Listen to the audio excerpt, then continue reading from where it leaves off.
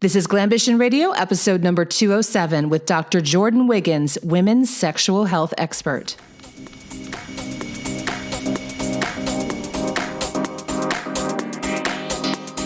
Welcome to Glambition Radio. I am your host, Allie Brown. I'm an entrepreneur, mentor, investor, and mom of twins. I love thinking big, doing different, and exploring ideas that disrupt the status quo, especially when it comes to women, because we are rewriting the rules for leadership, business success, making money, and changing the world. And we're doing it with style. Let's go.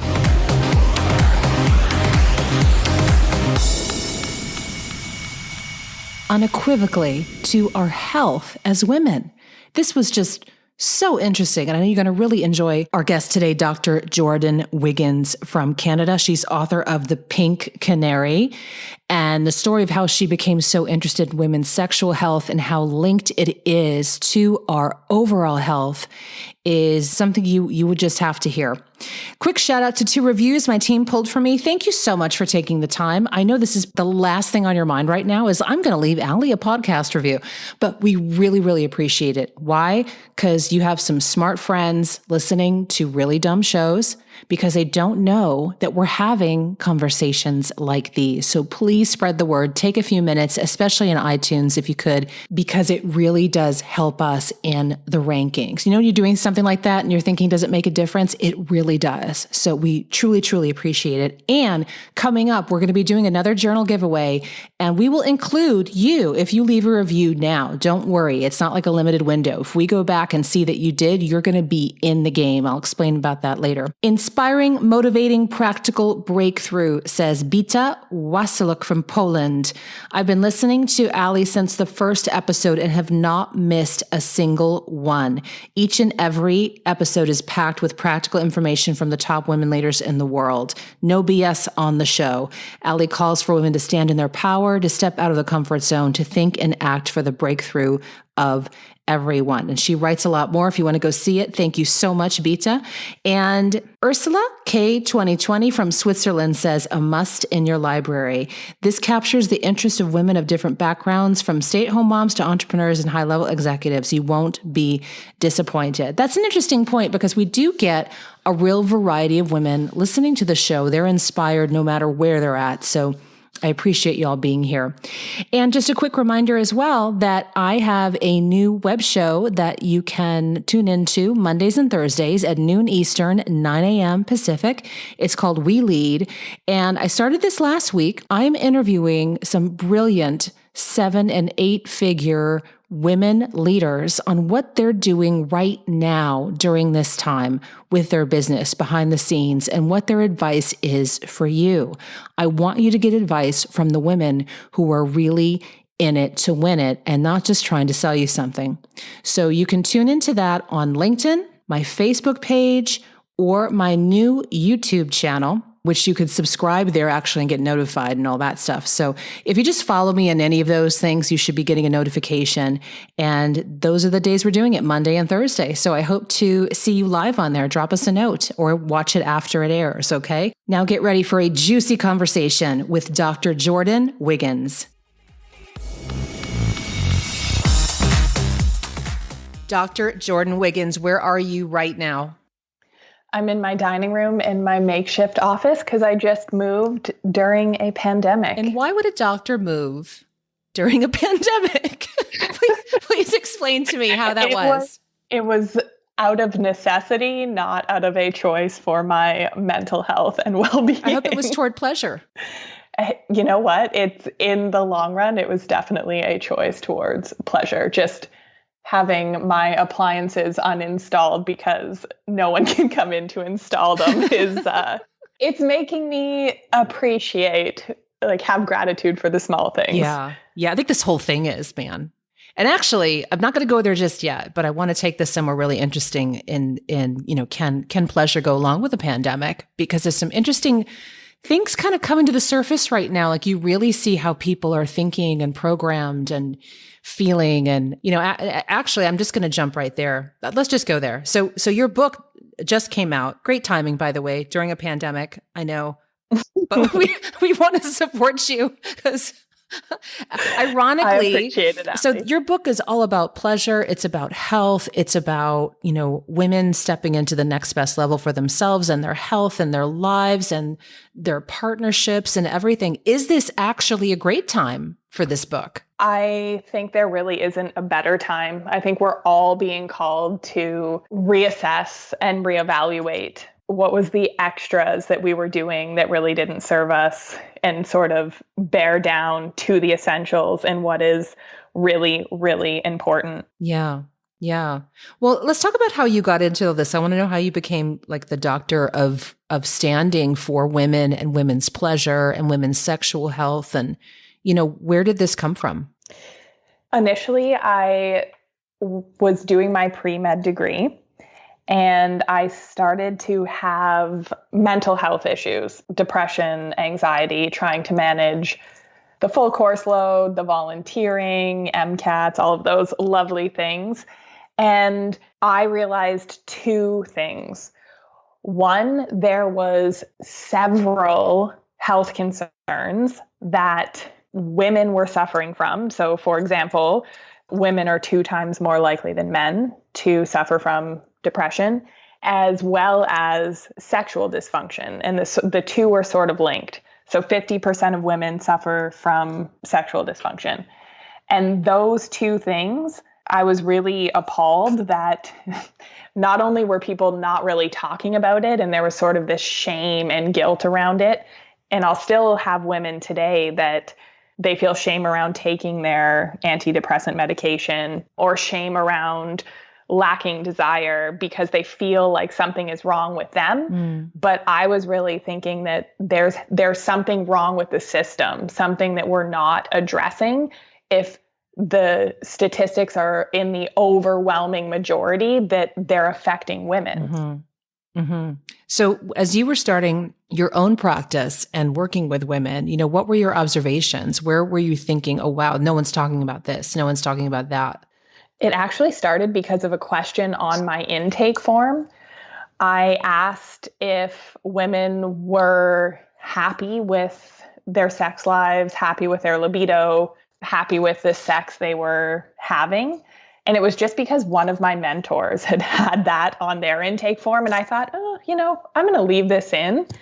And it was sort of like that was an olive branch. So women would sit down and say, oh, I'm so glad you asked that on your form. I've had issues with this. It's creating issues in my marriage. And I don't know who to talk to. So for me, it's probably about 90% of the women that I work with that are really, and we can talk about a lack of pleasure in the bedroom and not desiring to be sexually intimate.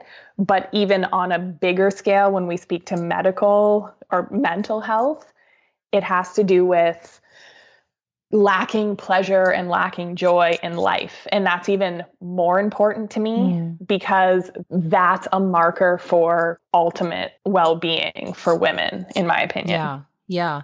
And I bet, do some people try to label you as like the sex doctor and, but they don't understand that this is about a bigger conversation. That's a lot of it, but it's bigger than that. Oh, for sure. My Facebook account has been shut down because there just seems to be this taboo surrounding women's pleasure. So Facebook will allow you to advertise for sexual health concerns. So Viagra or products promoting erectile dysfunction are okay. But then if we just want to have the conversation of, hey, there's this problem and it has to do with lacking joy, lacking pleasure, lacking desire of sexual intimacy, all of a sudden we get this, taboo, this big red X. It's sort of these hurdles that we have to climb even to just have the conversation.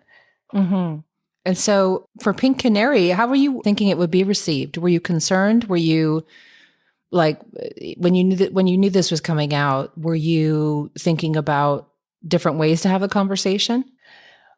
I was definitely scared about it. I feel like I had the book in my head for years before, and I feel like now is sort of the time that it's we're starting to see more of this. Goop just produced their newest podcast. Femtech and sex tech are receiving billions of dollars in funding. So we're starting to see women-led companies make products for women and for all stages of our health, from first period to last period and everything in between. So I feel like now is the time to have the conversation because people are listening and there's just such an overwhelming void of information and answers for women if they do lack desire. Yeah. Yeah. So tell me about, what you offer now as far as I know you have your clinic, and that's how this all started because you were seeing patients and now probably virtually, I'm going to guess you're seeing patients Yes. up in Canada. Yeah, we've had to switch to a virtual model in 2 weeks. Yeah. Actually, are you allowed to see patients from outside Canada or is that different? That's different for my medical practice. Got it. Okay. Yes. So that's one part of it. And tell everyone about, the other parts.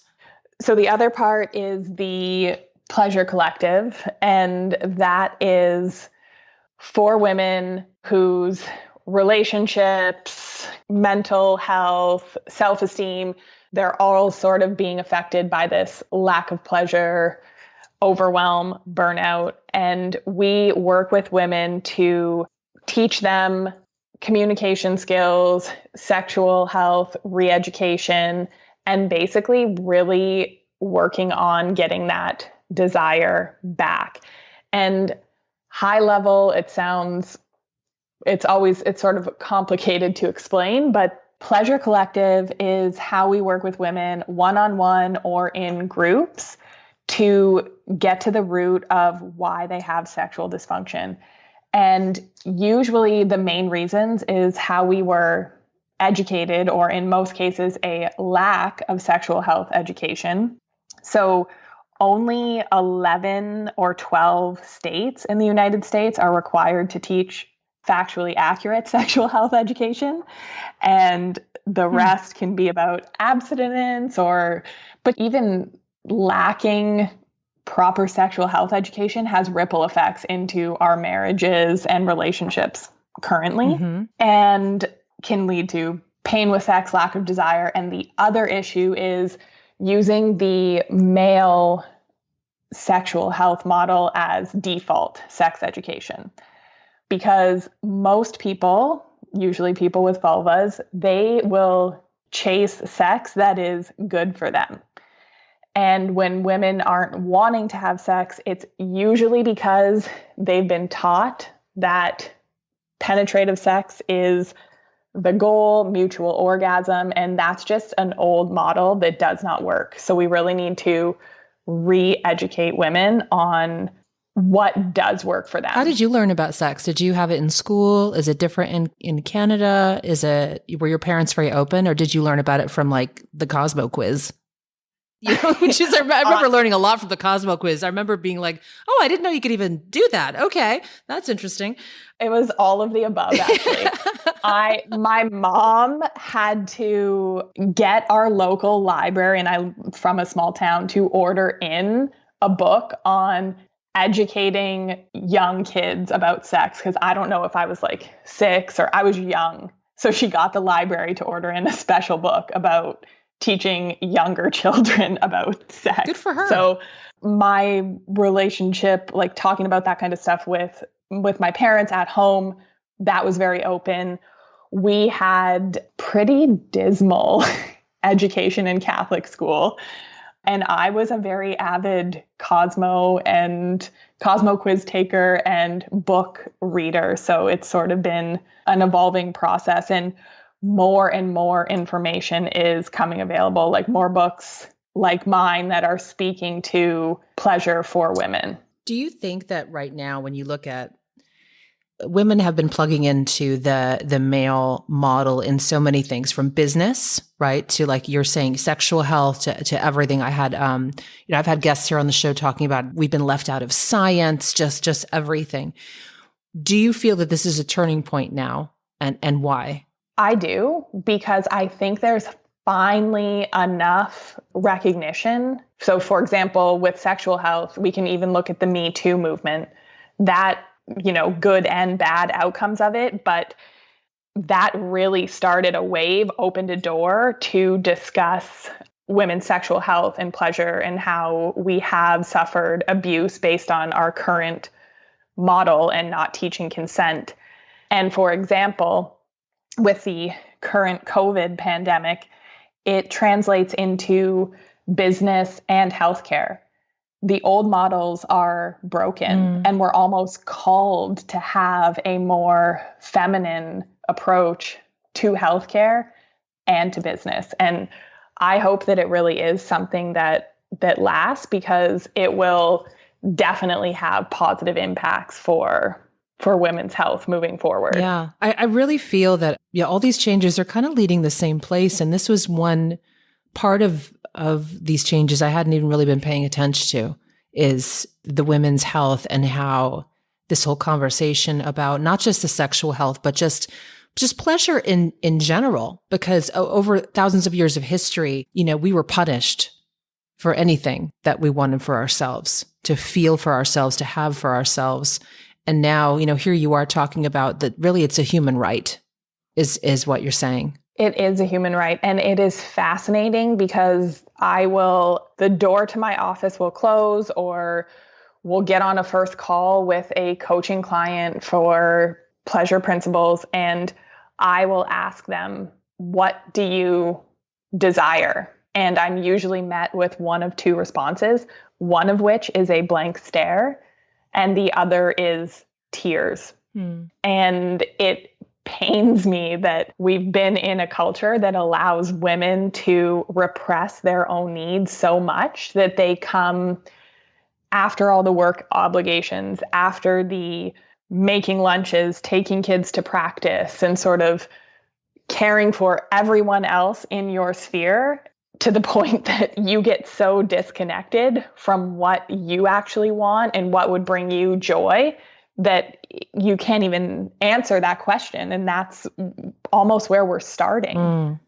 Yeah. I mean, sex is just part of it when you look at it that way. Sex is completely just part of it. It is a symptom for me, or something that I want to know. Are you liking the sex you're having? Can you orgasm? All of these things that are part of a fulfilling relationship and a human right for both men and women, but also what brings you pleasure and joy in your day-to-day life. And it can be simple things like getting a tea or a latte that you like for your commute to work, if that makes you feel good. Having fresh flowers on your desk, or getting a manicure if that's your thing. But it's knowing what will bring you joy and fill up your cup, and then finding ways to get that. Yeah. Because I'll almost find women get stuck. They'll say, oh, I'd really wish I loved it when I went to yoga or Pilates, but I don't have time because I got to take the kids here, do this, do that. But really, it's that they don't know how to ask for that to happen with their partners. So that it's layers. And if we can first get them to know what they want, and then get them to be able to ask for it, then they start filling up, and having this abundance of energy. And then that's really where magic happens with their health, with them at work, with them in their relationships. They're not short with their partners anymore because they're coming from a place of overflowing energy and abundance, as opposed to, feeling really empty and bitter and short. Now, I'm going to play devil's advocate for a minute. There are a lot of women listening going, well, this all sounds nice and taking time for this and that. But, let's say, they're running a business. They have kids at home. Right now, everything is amplified. If you were dealing with it, it's in your face at home right now. By the way, if you hear kids screaming in the backyards, because Brett's supposed to be watching them, and I don't know where he is now. I see them running. They're doing scooters around the pool. I don't know. And I'm trying not to look out the window. like some of us are here with aged parents. I'm not talking about myself, of course, but like all this stuff's happening for me. And I need to be frank that like sex is the last thing on my mind right now with everything going on, right? With the business and the family and all this stuff. And there's so many women in this position right now. Where do we even start? Like, where would you start if you have a patient who's like, here's my schedule. You look and you tell me what the hell should I be doing? Oh, and by the way, it's a pandemic and we're all locked here at home going crazy. And I'm trying not to end up on the news. And we have less money, and I'm required to also be a teacher for my children. Yeah. Homeschool is now apparently scootering in the back. I don't know what's going on. They can swim, so I'm not too worried, but... This is actually an exercise that we do in Pleasure Principles, is looking at women's schedules and seeing what needs to give or where we can even find little pieces of pleasure that we could put throughout your day. And sometimes it's as simple as listening to music and having a nice bottle of wine, if that would make you happy instead of just your usual wine, but finding ways to make your day-to-day better or in a way that would bring you more happiness. Like, I love the coffee example. That's a great little example of something that, we like doing for ourselves. Let's say that we are driving around, right? We can go through the drive-through and we're thinking, oh, but it's $5 and I can make coffee at home. But there's something special to us about the little ceremony of getting that coffee for ourselves and drinking it in the car and listening to a podcast. It's such a simple thing, but it feels just very delicious for us. Exactly. So it's, where are those things that don't even necessarily cost a lot of money, but they feel really good? And then if you show up to work after having the coffee, after listening to a really good podcast, how's your day going to go? It's going to go so much better if you're feeling great starting it, if you're in that energetic space.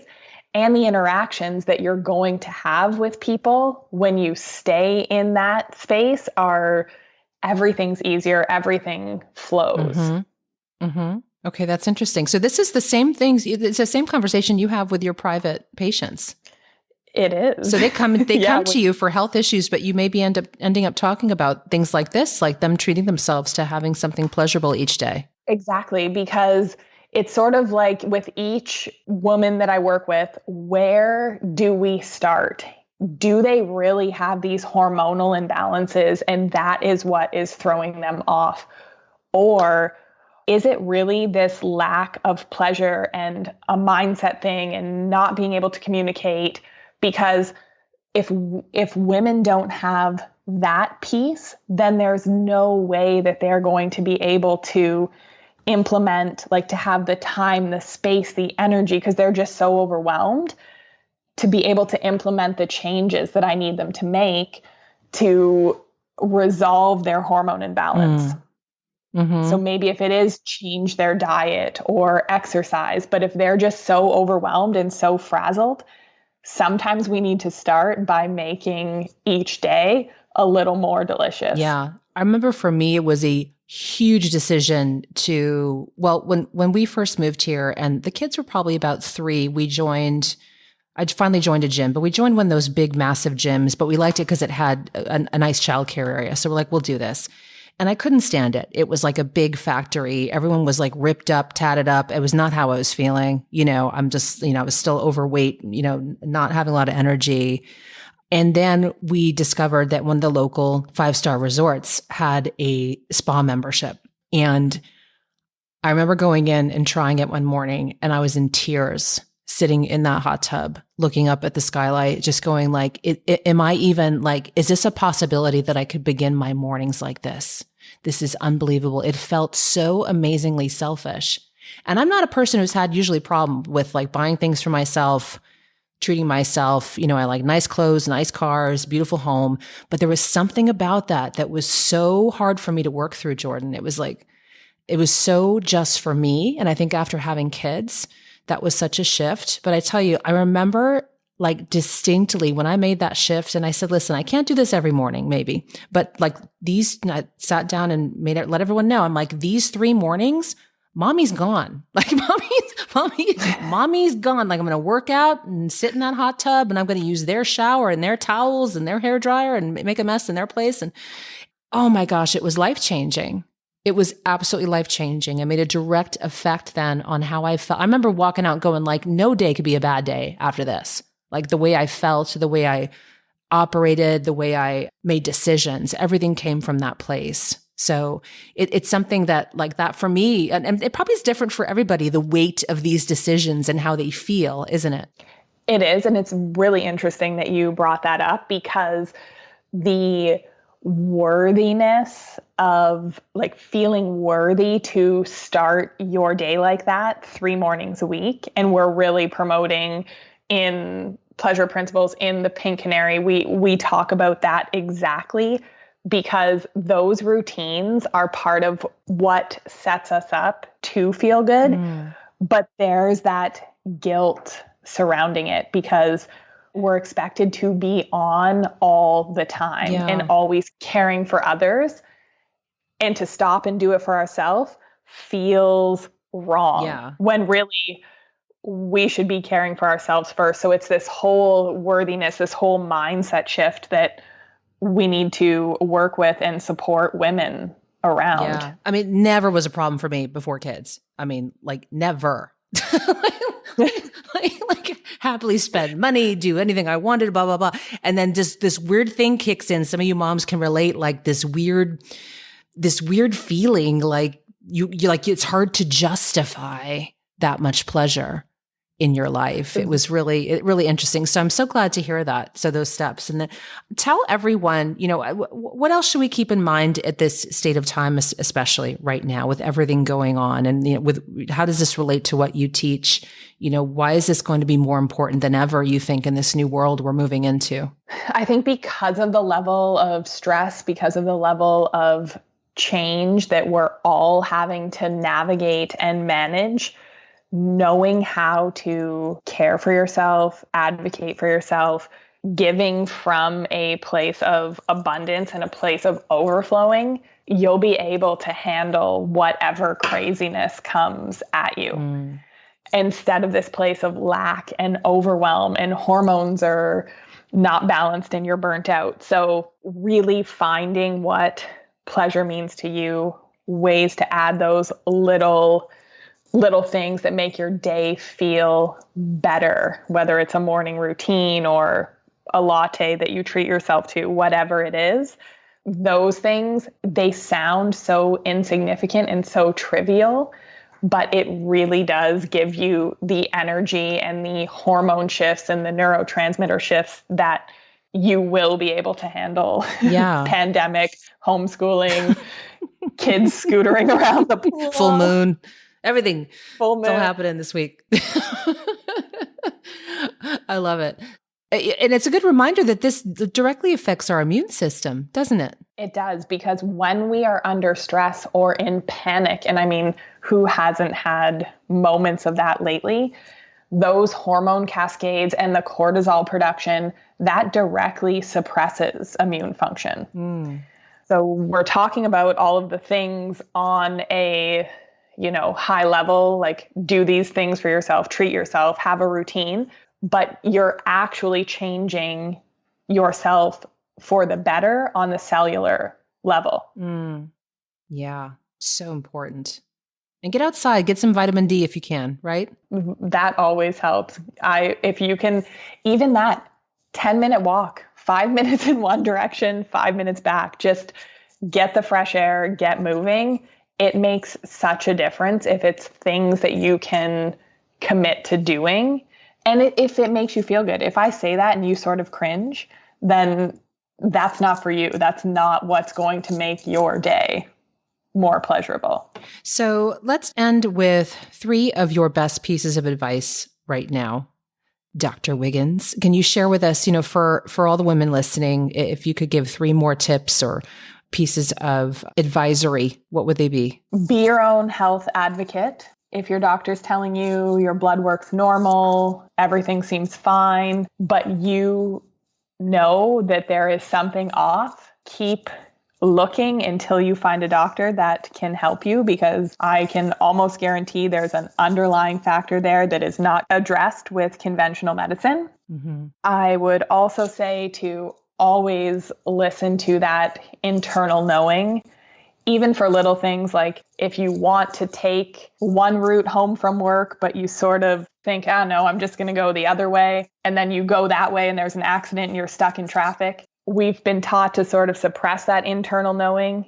And that's the pink canary. That's that warning light. That is the light that will always guide you to better health, happiness. And if you listen to that, you're going to be so, so much better off. And thirdly, if I could say anything that would positively impact women's health, it is to move your body, do some type of yoga, pole dancing, any kind of dance fitness class. Something that moves your body and keeps you connected to the feminine is going to do a world of good mentally, physically, anti-aging. Perfect. Thank you so much for joining us. Where should everyone follow you? Where are the best places? I am most active on Instagram at Dr. Jordin Wiggins. Feel free to send me a direct message with any of your libido and desire questions. And you can check out my website, healthoverall.ca. Perfect. Thank you so much for joining us. Thank you so much for having me, Allie. I'm happy to talk about pleasure during the pandemic with you. Bye. Bye. Thank you for joining me for this episode of Glambition Radio. If you enjoyed the show, make sure you subscribe so you automatically get new shows every week. And I'd love if you left us a review. We are on Apple Podcasts, Stitcher, Spotify, and other platforms. And I'd love to hear from you. Come join the conversation online. You'll mostly find me on Instagram, but also on Facebook, Twitter, and more. Just head to alliebrown.com. You will find them all there. And you can also learn about upcoming opportunities to meet in person. Glambition Radio is the elevated conversation for women leaders, and I'm honored you've tuned in.